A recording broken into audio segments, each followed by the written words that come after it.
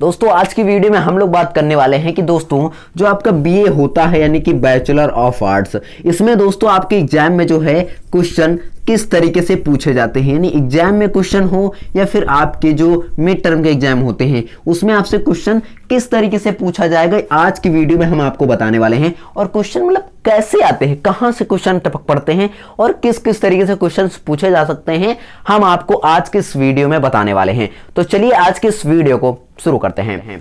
तो दोस्तों अगर आप लोग बीए में हो तो आपको एक बात तो कॉमन पता होगी कि अगर आप क्लासेस करते हो तो आपको दो चीजें पता हो जाती हैं कि आपका सिलेबस क्या है। पहली बात तो यही कि आपका सिलेबस क्या है और आपसे जो आपका जो टीचर होता है, बीए का टीचर ऐसा नहीं मामूली कि क्लास 10th वाला टीचर है मैं आपको लिखा रहा, सिर्फ लिखाने का वहां पर सिर्फ लेक्चर दिया था, लिखना तो आपको मनो लिखो वरना ना लिखो, कोई दिक्कत नहीं, नोट्स आपकी मर्जी बनाओ या ना बनाओ, लेकिन आपको सिलेबस पता हो जाएगा और आपको विस्तृत कंटेंट आपको पता हो जाएगा। क्या पता हो जाएगा? कंटेंट, कि आपको एग्जाम में लिखने वाला जो कंटेंट है ना वो आपको यहीं से क्लियर हो जाता है। अगर आपने रेगुलर क्लासेस ली तो भाई रेगुलर क्लासेस अगर आप लेते हो ना तो आपको कंटेंट पता चल जाएगा। मान लीजिए अगर मैं यहाँ पे हिस्ट्री, एंशिएंट हिस्ट्री का अगर कोई एक टॉपिक उठाता हूँ, ठीक है, एंशिएंट हिस्ट्री का अगर मैं कोई टॉपिक उठाता हूँ, जैसे मैंने उठा लिया एक टॉपिक हड़प्पा सभ्यता, ठीक है, सिंधु घाटी सभ्यता जिसको आप कहते होगे, ठीक है, तो मैंने यहाँ पे हड़प्पा सभ्यता मैंने यहाँ पे टॉपिक उठाया, ठीक है, हड़प्पा सभ्यता ये मैंने टॉपिक उठाया आपका। अब जब आप इसको आप अपने कॉलेज में अगर इसकी क्लासेस लोगे तो आपका टीचर जो है एकदम स्टार्ट पे शुरू करेगा और आपको एंड तक, गोल तक आपके पहुंचाएगा। यानी कि हड़प्पा सभ्यता की खोज कैसे हुई, किस किस ने इसमें जो है अपनी बातें बताई, कैसे खुदाई हुई, कैसे इसके बारे में लगातार जानकारी मिली, इसकी राजनीतिक विस्तार क्या था, इसका कह सकते हो तो इसका मतलब कि भौगोलिक विस्तार कितना था, इसमें कौन कौन सी चीजें मिली, कितने अभिलेख मिले, कितने, सभी कुछ डिटेल में आपका अध्यापक बताएगा और आपसे बताएगा कि ये चीजें यहाँ थी, ये चीज आती, कितना इसका विस्तार क्षेत्र था, सारा कुछ आपको बताएगा। लेकिन अगर आप सोचे कि आपने इसको अच्छे से नहीं पढ़ा, आपने कॉलेज नहीं गए, अपने कॉलेज आप नहीं गए, तो आपको ये कंटेंट तो आपका ये मिक्स हो गया, मतलब ये आप पढ़ा ही नहीं। जब आपको कंटेंट इसका नहीं पता है तो जब इससे रिलेटेड आपके एग्जाम में क्वेश्चन आएगा तो आप उम्मीद करते हो कि आप उसको लिख पाओगे? बताओ, आप उम्मीद करते हो इसको लिख पाना? नहीं लिख पाओगे। लेकिन यहाँ पे भी ऑप्शन क्या है हमारे पास एक ऑप्शन है कि हम जो कॉलेज नहीं गए इसकी जगह पे हम कहीं से पढ़ ले, कहीं से जरूर इसको हम पढ़ ले, कहीं ना कहीं से इसको हमें पढ़ना ही पड़ेगा ताकि जो आपको जो हड़प्पा सभ्यता उसके बारे में पता चल जाए।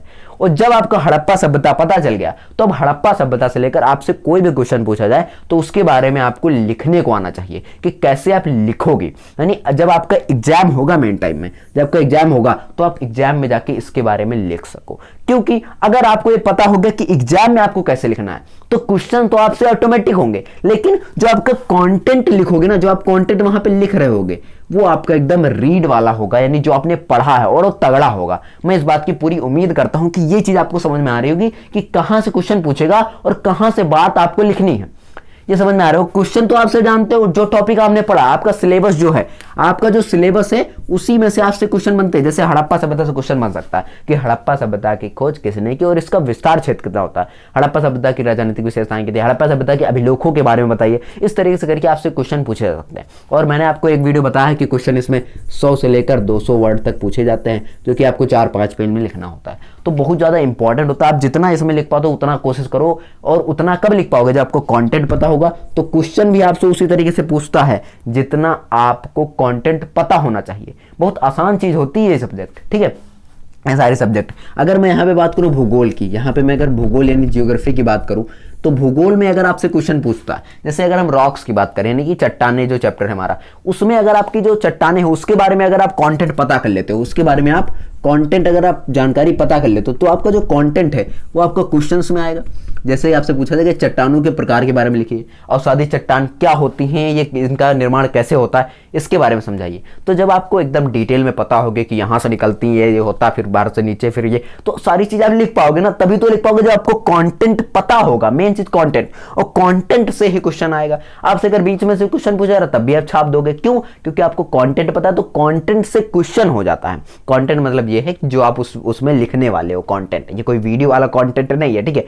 ये कंटेंट कंटेंट होता है जो आप लिखोगे आंसर में, क्वेश्चन के आंसर में।